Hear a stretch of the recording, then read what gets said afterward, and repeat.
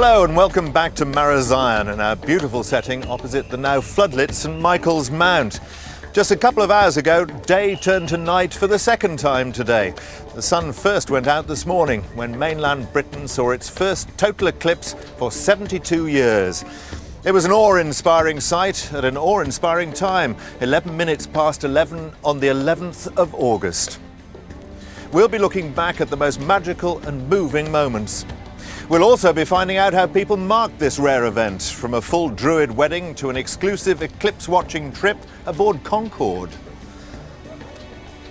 And we'll be tracking the eclipse as it raced away from Britain to the continent on an epic 2-hour journey across some of the most heavily populated regions on Earth.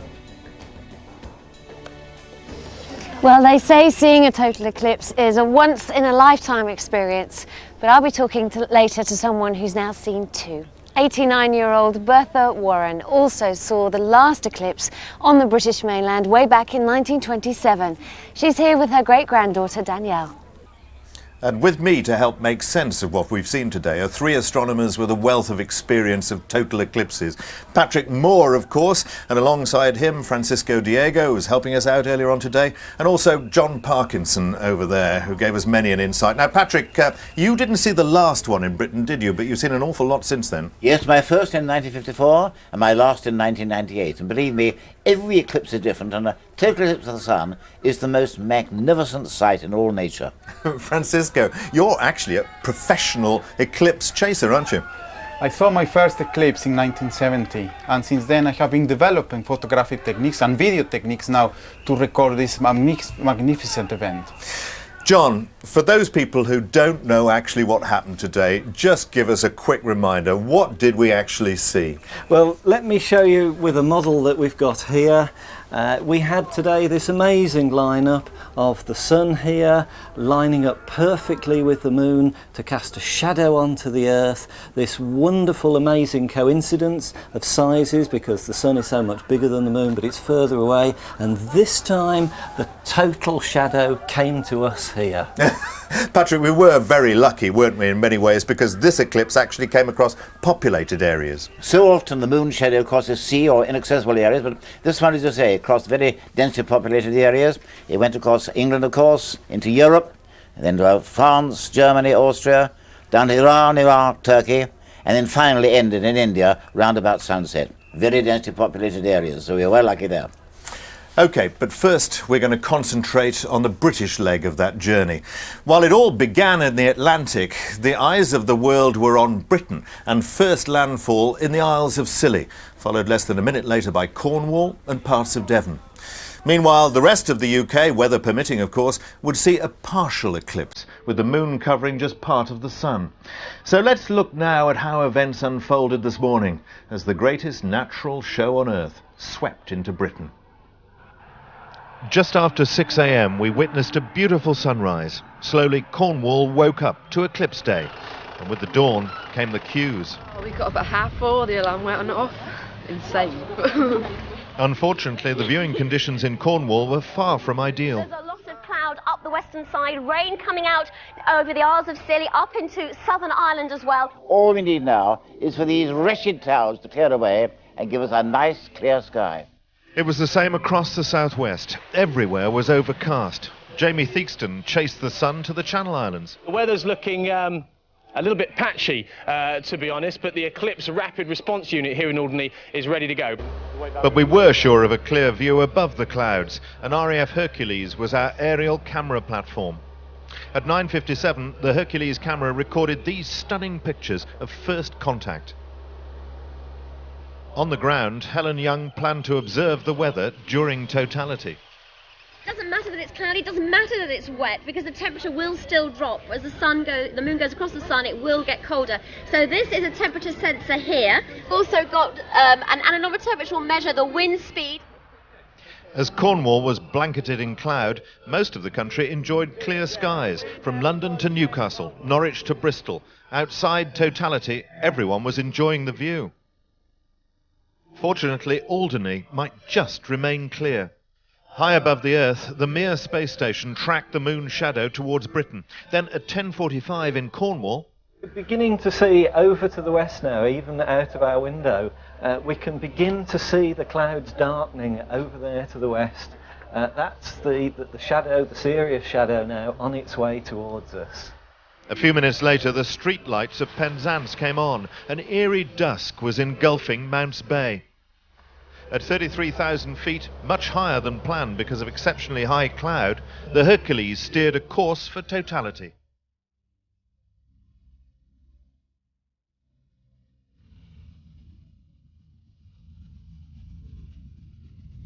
First the diamond rings, then the corona.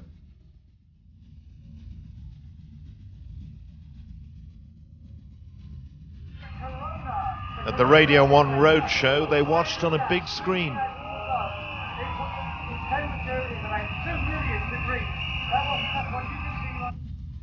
Everyone was excited.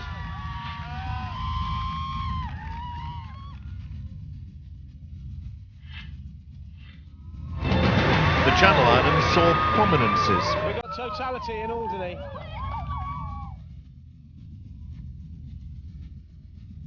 And then came Bailey's beads.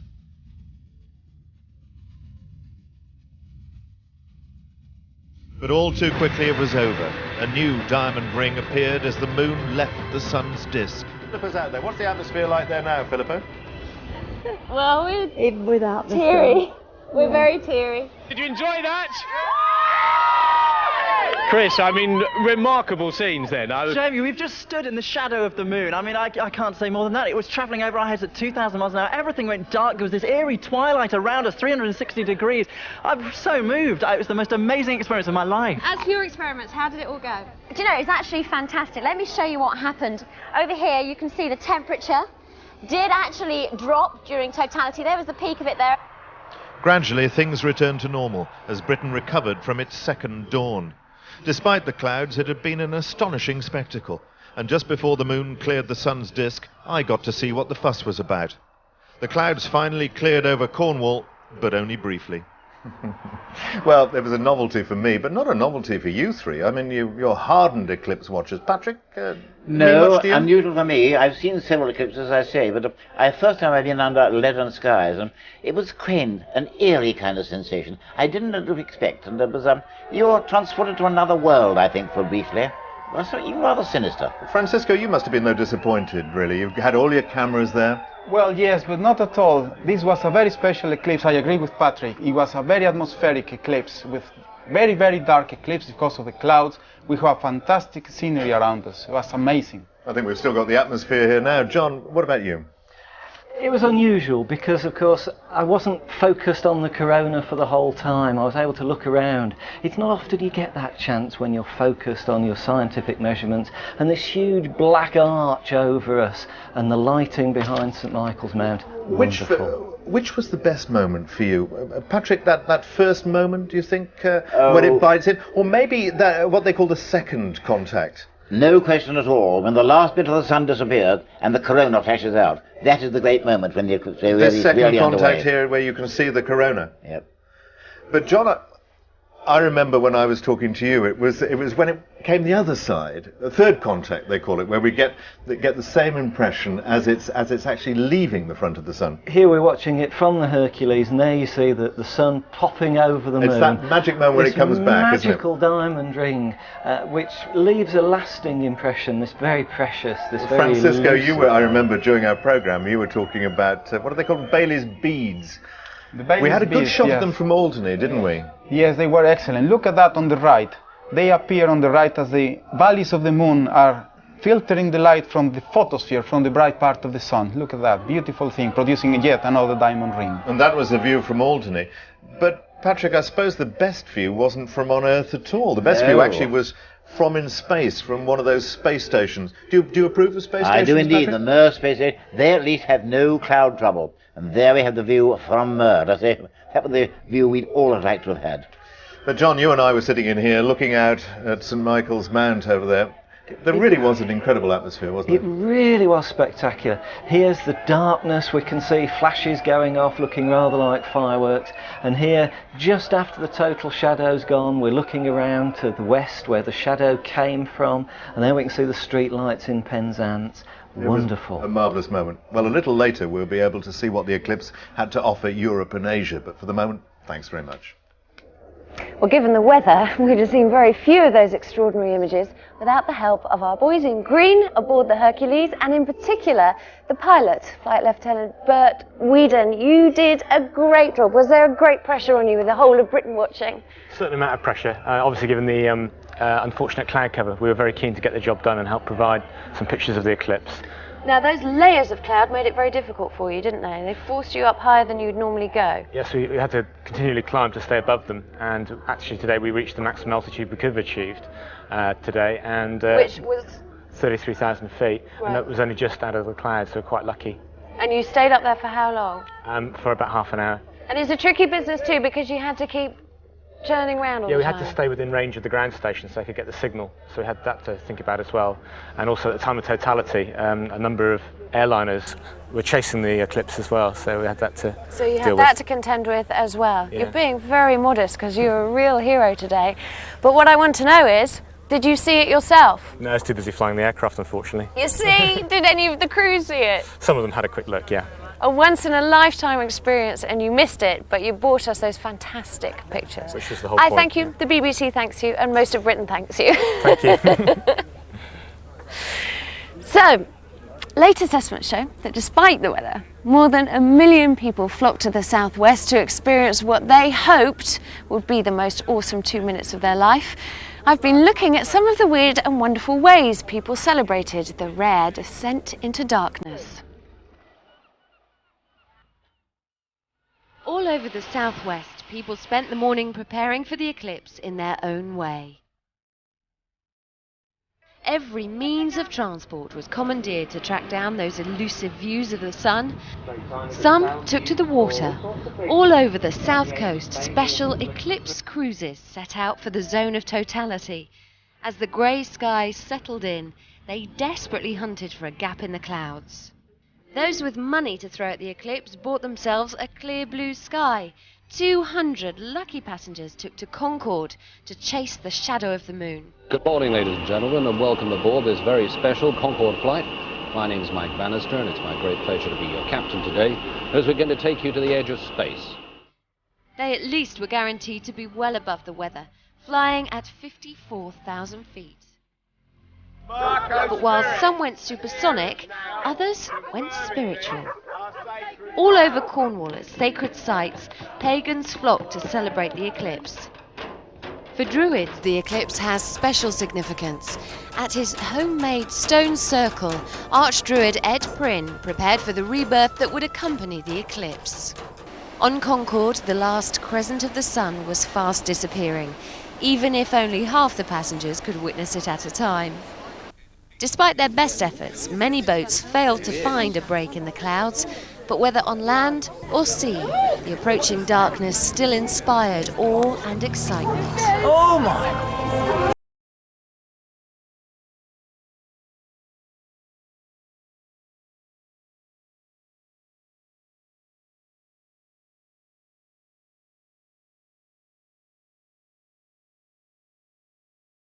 To what seemed like the briefest of moments, the light reappeared once more.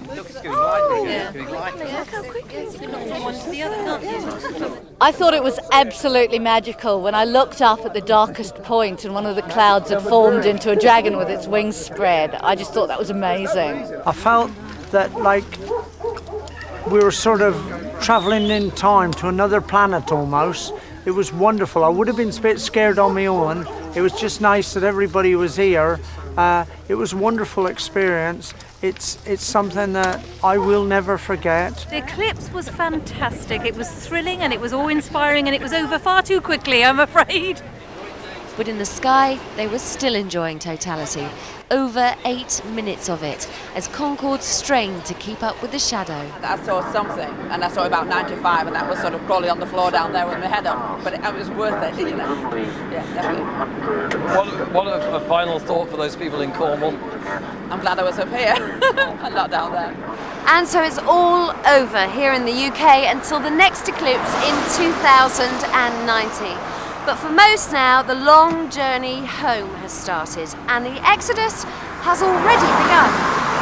But while many were pondering the end of an extraordinary experience, for one happy couple, it was just the beginning. Tom and Avril chose this special day to be married in a druidic ceremony. Likewise with Avril. All right. Avril, with this ring, I thee wed, Tom, to be my husband. Right. You may now kiss your wife. Theirs was a day the weather certainly couldn't spoil. Oh, well, good luck to them. Well, with me is 89-year-old Bertha Warren and her 12-year-old great-granddaughter Danielle. And Bertha has now experienced both English eclipses in this century, because she also saw the other one in North Yorkshire in 1927. And as we saw earlier in the programme, this one today was quite an emotional experience for both of us, wasn't it, Bertha? It was very, yes. But we did enjoy it. Because Bertha was just 16 when she saw the 1927 eclipse. We've got some old newsreel pictures, so let's take a look at those. And you can talk us through what you can remember from this time, Bertha. Well, I remember the early rising, 5:30 in the morning, and then I had to go and collect all my pals. And we went only 5 minutes from home. At the back of our house was the railway, and there was this railway wall.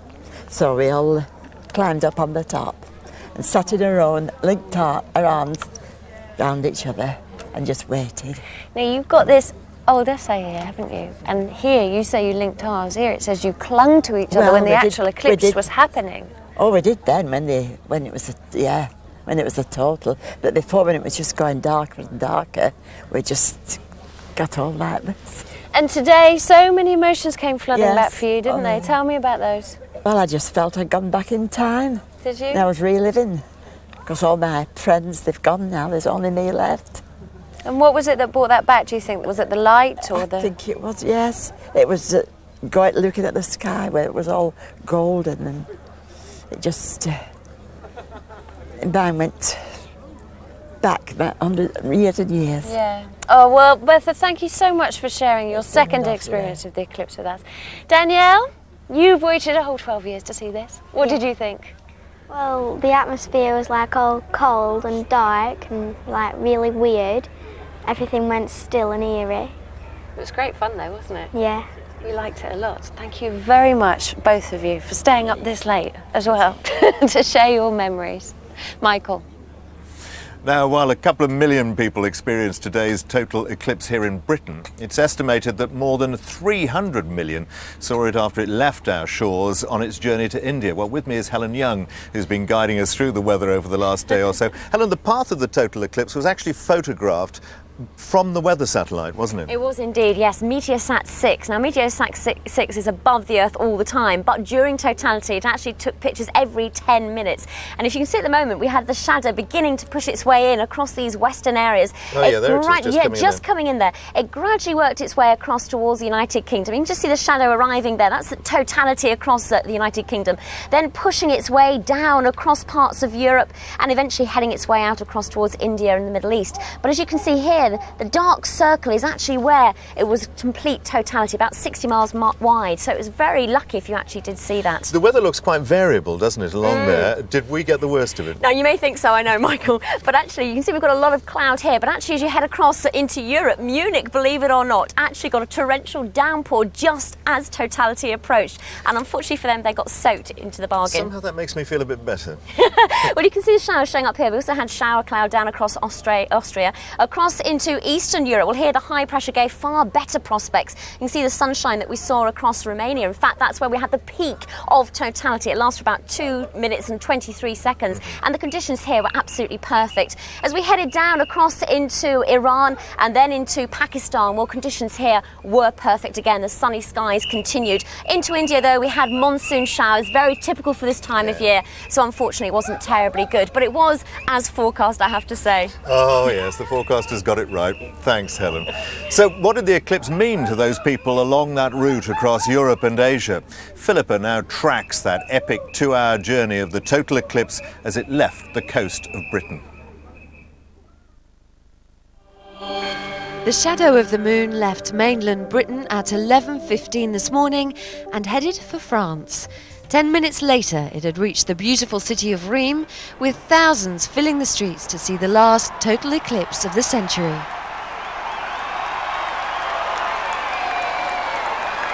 Like the BBC, French television had commandeered an aeroplane to make sure they got the best pictures.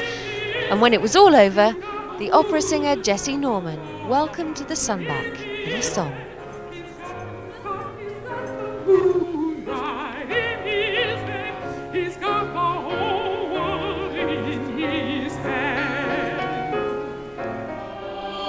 After touching on Belgium and Luxembourg, the celestial light show swept into Germany at around 11:30 our time, taking in the major cities of Stuttgart and Munich.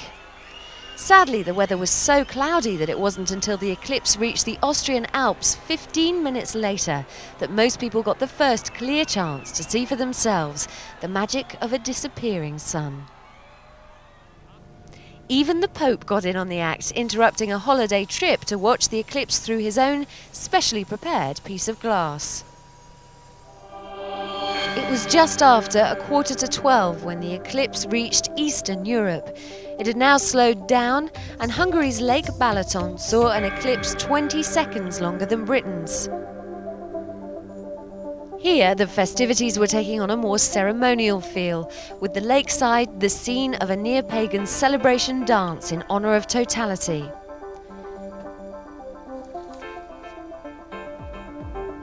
By Romania, the eclipse was moving at its slowest, and the centre of the country saw the longest eclipse of all, 2 minutes 23 seconds. The BBC's Jeremy Cook was there. Here in Romania, the day began with thick cloud cover, and there were fears that here, as in so much of Europe, the view of the eclipse would be ruined. By about midday, though, the clouds had cleared, the skies were fantastically blue, and it was perfect viewing conditions. Even here, in a country where myths and legends abound about werewolves and vampires, it seems that everybody's had a great day out. That may in part be thanks to the local soothsayer, who's been taking the whole thing very seriously and giving people hints on how to protect themselves. There are vampires all around us, he says. They will try to attack, but God is looking after us, and we will be safe. The town of Râmnicu Vâlcea celebrated being the site of the longest eclipse. Here, the moon totally blocked the sun for 2 minutes and 23 seconds. It was a spectacular sight. It was fantastic. We are very lucky that we had the opportunity to live this moment. It was great. It was a wonderful experience for me. Thousands of people flooded onto the streets of the Romanian capital to take advantage of what were ideal viewing conditions there. The cross was burned to ward off evil spirits. So far, it seems to have been successful. A little after midday, and the shadow began to pick up speed again as it entered Turkey. On the edge of the Black Sea, the waiting crowds were making a nervous presenter's job more difficult than it need be. But by the time the eclipse reached totality, the atmosphere was much happier. Although Israel was off the line of totality, with only 80% of the sun covered, people still came out in droves. Even Prime Minister Ehud Barak took time out for a well-rehearsed photo call.